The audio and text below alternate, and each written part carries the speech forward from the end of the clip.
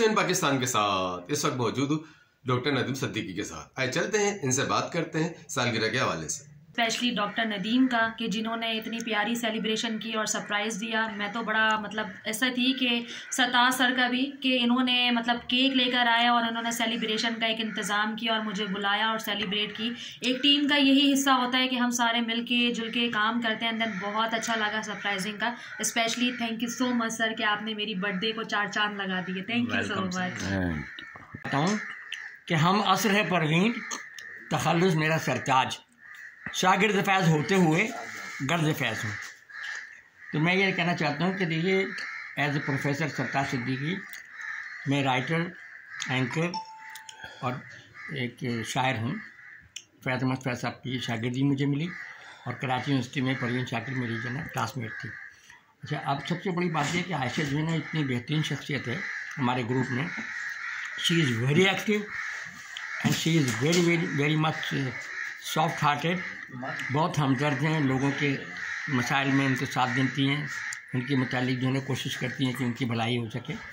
और ये अज़ा इनकी मुझे पसंद है क्योंकि मैं इनको काफ़ी बरसों से जानता हूँ, इस ग्रुप में आने से पहले से। इनकी जो क्वालिटी है इसकी वजह से तो इनको ज़ाहिर मैंने हमेशा याद रखा। और अभी के कुछ दिनों पहले ये बात चल रही थी इनकी सालगिरह की, तो अल्लाह का शुक्र है कि बहुत अच्छा, बहुत खूबी इसका इंतज़ाम हो गया और तमाम उनकी बर्थडे भी सेलिब्रेट करते हैं।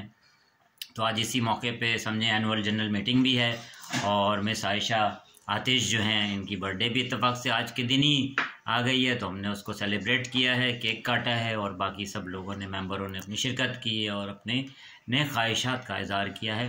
इस तरह से हम एक सब मेंबरों को प्रोमोट भी करते हैं, उनको सपोर्ट भी करते हैं और अपने काम का एक तरीके से अप्रिसिएशन भी है।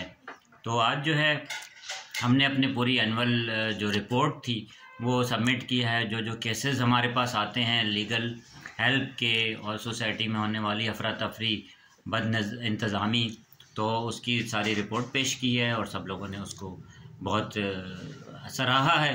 और इसी तरीके से मैं चाहता हूँ कि जो अगला साल हमारा आ रहा है न्यू ईयर 2025, उसमें भी हमारी और हमारे सारे मेंबरों की एक्टिविटीज़ ऐसे ही जारी रहें।